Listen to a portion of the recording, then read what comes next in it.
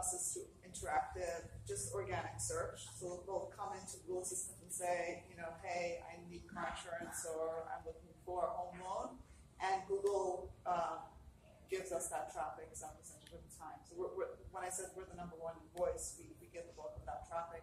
And so something like CES doesn't help us get to consumers. We do it through Google. And then on the partnership side, we're talking to all the big financial companies. So something like this essentially is just to meet other smart people and connect, but not a go-to-market strategy or an advertising strategy for us. For us, it's twofold.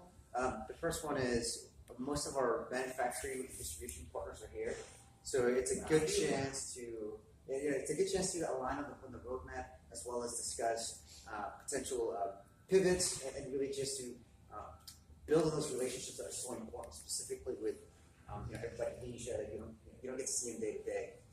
And the other one is primary research. Where else are you going to get all these people that are selling the same similar products around you? We've done the internet. They're looking up financials, Capital IQ, whatever primary. But now you get to hold the product. You get to see what the sales training is. I don't want to say it's fine, but really just saying like, okay, well, how does our product rack and stack against everybody else? And honestly, so far it's been pretty good. Well, you got to believe in it, right? So it's definitely valid, but the ROI is just not there for us right now. To actually have a physical presence. Exactly. I think next year it might be a different story though. Okay. And I'm assuming that there's some private reception you can invite me to. Definitely.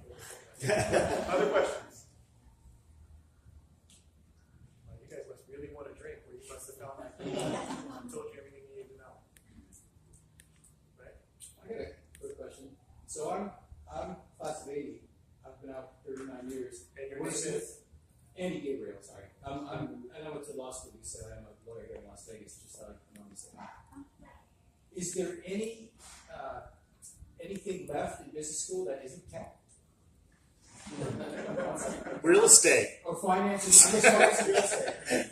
Yeah, it's fascinating to me to see all the career. My daughter, by the way, does content marketing, and she's a writer, but she writes for companies that need to be on Twitter but don't have the time. But she's in New York, so yeah. So I'm just curious what's going on at the school these days, in terms, if that's a legitimate question. No, that is legitimate. So here's my personal theory, and our faculty members aren't here, so they can't disagree with me. So you look at the evolution of technology starting, say, in the 70s, right? And when we think about computing and computing power, we put people in space with less technology than you have in a digital watch, right, or a simple calculator, right?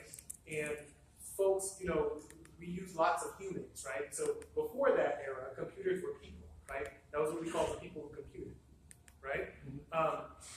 And this kind of many of these technologies have been amplifiers. That is to say, in addition to the stuff at the kind of tip of the iceberg, which is the stuff that consumers might use when video game consoles became popular or PCs became popular, underneath the surface there was an evolution in developer tools, as well as the underlying hardware, as well as the industrial infrastructure to make the hardware, right?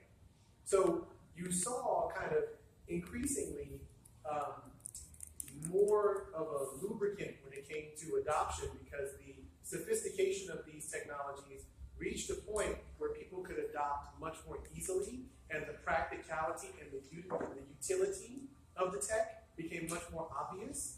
And we're living in an era now, this is probably like the third generation of kind of tech shift, or maybe the fourth. And so now you see, for example, how many users are there on Twitter now? 330 million. And how long did it take to get 330 million? We're 13 years old. 13 years old. It took probably 3 times that amount of time to get that many people watching television. Right? So just to put things in perspective. And to your point about this kind of, is there anything that's not tech? Well, the reality is that in the ways at least that most people would have defined tech 20, 25 years ago, you can't disintermediate tech from anything now, right? When we're talking about, now, whether it's research or product design, machine learning, artificial intelligence, all kinds of, quantum computing. IBM just announced their first commercially available quantum computer. There's crazy stuff that's happening there.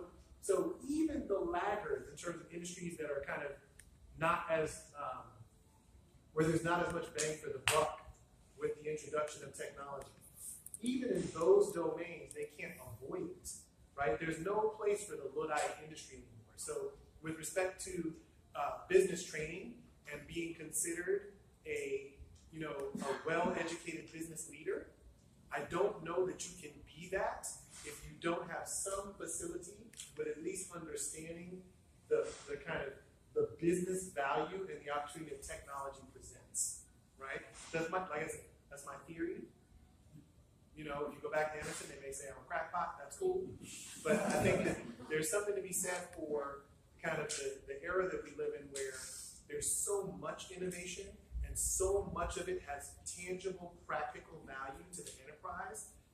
It's hard for me to imagine. And mind you, there are CEOs still that print out their emails, but that doesn't mean that when it comes to them leading their companies and telling their people what to do, that they're telling them that they can get away without using tech. Well, and I'll give you an example. I do a lot of commercial real estate transactions, and now everybody just needs to know how blockchain is going to affect that. Another great Where we fit in the blockchain space.